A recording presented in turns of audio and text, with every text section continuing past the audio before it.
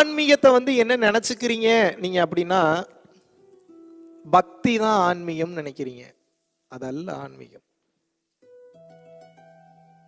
ஒரு மிகச்சிறந்த ஆன்மீகம் ஒருவனை என்ன படுத்தும் அப்படின்னு கேட்டீங்கன்னா, பாடா படுத்தும். என்ன படுத்தும்? பாடா படுத்தும், டார்ச்சர் படுத்தும், உயிரை எடுக்கும், உங்களை தூங்க விடாம சிந்திக்க வச்சுக்கிட்டே இருக்கும். இதுதான் உண்மையான ஆன்மீகம்.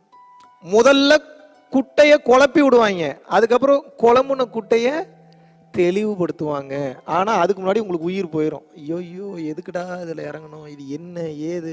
ஆன்மீகம் என்பது எதற்கு ஒரு மனிதனுக்கு தேவை அப்படின்னு நீங்க கேள்வி கேட்குறீங்க அப்படின்னா, எனக்கு எதுக்கு உயிர் தேவைன்னு கேள்வி கேட்கறதுக்கு ஈக்குவல். இந்த உடல் இல்லாம ஏதாவது கம்யூனிகேட் பண்ண முடியுமா உங்களால?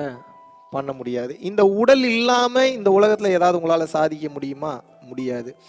இந்த உடல் இல்லாமல் எதுவுமே செய்ய முடியாது அப்படின்னா, இப்ப நான் ஒரு கேள்வி கேட்பேன், செத்த பணத்தை கூப்பிட்டு உட்கார வச்சு உங்களால ஏதாவது வேலை வாங்க முடியுமா? அது அங்கேயும் உடல் இருக்குதானே. உடலுக்கு தான் மதிப்பு என்றால் செத்த பணத்தை தூக்கி வச்சு கொண்டாடணும், வீட்டிலேயே உட்கார வச்சு கொஞ்சணும், அந்த பணத்தை எரிக்க விடாம வச்சு பாதுகாக்கணும். எஸ்ஆர்னோ? ஆனா எரிச்சிடறானுங்களே. சனி பணம் தனியா போகாதுன்னு சொல்லி சீக்கிரமா 2 மணி நேரத்துல கொண்டு போய் எரிச்சிடறானுங்க, போச்சிடறானுங்களே. ஒய்? வெறும் உடல் மட்டும் இயங்காது. கம்ப்யூட்டர், லேப்டாப், போன் இதெல்லாம் இயங்குறதுக்கு என்ன வேணும்? பேட்டரி வேணும். சரி, பேட்டரி மட்டும் போட்டா இயங்கிருமா? அந்த எலக்ட்ரிசிட்டின்ற அந்த எனர்ஜி இல்லை அப்படின்னா லேப்டாப்போ போனோ டெஸ்க்டாப்போ எந்த எலக்ட்ரிக்கல் அண்ட் எலக்ட்ரானிக்ஸ் ஐட்டமும் இயங்காது. Yes or no? இந்த உடம்பு சீரா இயங்கணும் அப்படின்னா உடம்பு ஃபுல்லா 72,000 நாடி நரம்புகள் இருக்கு. 72,000 நாடி நரம்புகள், 72,000 நாடி நரம்புகள், 200க்கும் மேற்பட்ட எலும்புகள் உள்ள இருக்கு. இந்த பகுதியில எல்லாம் ப்ராப்பரா எலக்ட்ரிசிட்டி, ப்ராப்பரா ரத்த ஓட்டம், ப்ராப்பரா தச வாயுக்களான பிராணன், அபானன், வியானன், உதானன், சமானன், நாகன், கூர்மன், கிருகரன், தேவதத்தன், தனஞ்சயன், இந்த 10 விதமான தசவாயுக்களும் ஆன்மா எனக்கூடிய எலக்ட்ரிசிட்டியான எனர்ஜியும் இதை கடந்த நிலையில் சீரான முறையில் ரத்த ஓட்டமும் 72,000 நாடி நரம்புகளுக்கு உள்ளேயும் உள்ள போய் வெளியே வந்ததுனா தான் இப்படி ஜாலியா உட்காந்து இப்படி கேட்க முடியும், பார்க்க முடியும், பேச முடியும், சைக்கிள் ஓட்ட முடியும், கார் ஓட்ட முடியும், கம்யூனிகேட் பண்ண முடியும், எல்லாம் பண்ண முடியும். இப்போ இப்பேற்பட்ட ஒரு அற்புதமான அழகான இந்த உடலை நீங்கள் இயக்குவது எப்படி என்பது உங்களுக்கு இன்னும் சரியாக தெரியவில்லை. இந்த உடம்பு எதை வைத்து இயங்குகின்றது? ஆன்மா எனும் அந்த ஆற்றலை வைத்துதான் இயங்குகின்றது. ஆன்மா உடலை விட்டு வெளியே சென்று விட்டதென்றால் அந்த உடலிற்கும் உங்கள் பெயரிற்கும் மரியாதை என்பதே கிடையாது. நீங்க செத்து போனதுக்கு அப்புறம் உங்க பொண்டாட்டியோ உங்க புள்ளையோ உங்க புருஷனோ, எங்க அப்பா இவரு, எங்க அம்மா இவங்க, ஏன் தங்கச்சி இவ, நான் பெத்த குழந்தை இது அப்படி நினைச்சு உங்களை வீட்டிலேயே வச்சுப்பாங்களா? வச்சுப்பாங்களா?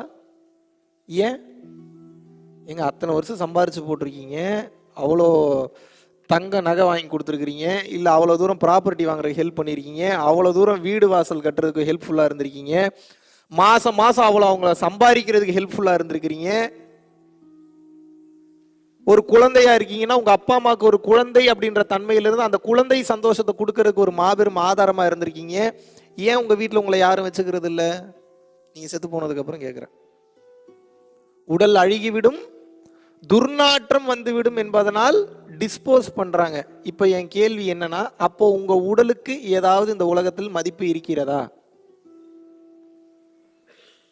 முக்காவாசி நபர்கள் இன்னைக்கு எப்படி வாழ்ந்துகிட்டு இருக்கீங்க அப்படின்னா, உடலின் அழகும் உடலின் கட்டமைப்பும் தான் இந்த உலகத்துல நான் வாழ்றதுக்கு மூலதனம், அடிப்படை ஆதாரம் நினைச்சு வாழ்ந்துட்டு இருக்கீங்க. உங்களுக்கெல்லாம் என் ஆழ்ந்த அனுதாபங்கள். செத்து போயிட்டீங்கன்னு வைங்க, இன்னொரு உலகம் இருக்கு, இன்னொரு வாழ்க்கை இருக்கு. என்ன நினைச்சிட்டீங்க? நீங்க அப்படியே வாழ்ந்து அப்படியே ஜாலியா முடிச்சுட்டு போயிடலாம் நினைச்சிட்டீங்க. இப்போ ஒரு வாழ்க்கை வாழ்ந்துட்டு இருக்கீங்கல்ல இந்த பாடிக்குள்ள, பாடியை விட்டு வெளியில போயிட்டீங்கன்னா வேற ஒரு வாழ்க்கை ஒன்று இருக்கு. அந்த வாழ்க்கையெல்லாம் நீங்க போயிட்டீங்கன்னா, இப்படி ஒரு மோசமான சூழ்நிலையில வந்து நான் மாட்டிக்கிட்டேனேன்னு சொல்லி அழுதிங்கனாலும் கண்ணீர் வராது, கத்துனீங்கனாலும் எவனுக்கும் கேட்காது. டைமும் ரொம்ப ஸ்லோவாக போகும். உங்கள் சொந்தக்காரனுங்க, உங்கள் ஃப்ரெண்ட்ஸு, இவங்க எல்லாம் உங்கள் முன்னாடி நீங்கள் எப்படி மென்டல் மாதிரி சுற்றிட்டு இருந்தீங்களோ அதே மாதிரி மென்டல் மாதிரியே சுற்றிக்கிட்டு இருப்பாங்க உங்கள் கண்ணு முன்னாடி. நீங்கள் அவங்கள அலர்ட் பண்ணிட்டே, இது இல்லடா வாழ்க்கை, செத்ததுக்கப்புறம் வச்சு செய்கிறாங்க, தயவு செஞ்சு வாழும்போதே உருப்படியா வாழுன்னு போய் நோண்டுனீங்கனாலும் கேட்காது. கனவுல தான் கம்யூனிகேட் பண்ண முடியும். கனவுல போய் கம்யூனிகேட் பண்ணீங்கனாலும் காலையில் அவனுக்கு கனவு மறந்து போயிடும். புரியுதா நான் சொல்றது? ஏதாவது எப்படி வேண்டுமானாலும் வாழ்ந்து எப்படி வேண்டுமானாலும் வாழ்க்கையை முடித்து கொள்ளலாம் நீங்க நினைச்சீங்க அப்படின்னா தெளிவாக தெரிந்து கொள்ளுங்கள், நீங்கள் செய்த ஒவ்வொரு செயலுக்கும் வினை என்ற ஒன்று உண்டு. கர்மம் என்றால் செயல்னு பொருள்.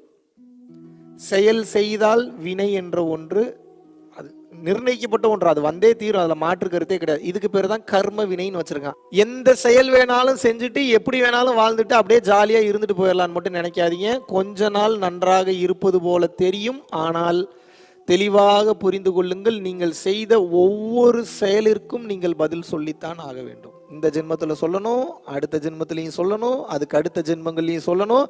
பாவம் நீ அதிகமாக செய்தாய் என்றால் மலத்தில் ஊறும் புழுவாக நீ பிறப்பாய் என்று திருமூலர் கூறுகிறார்.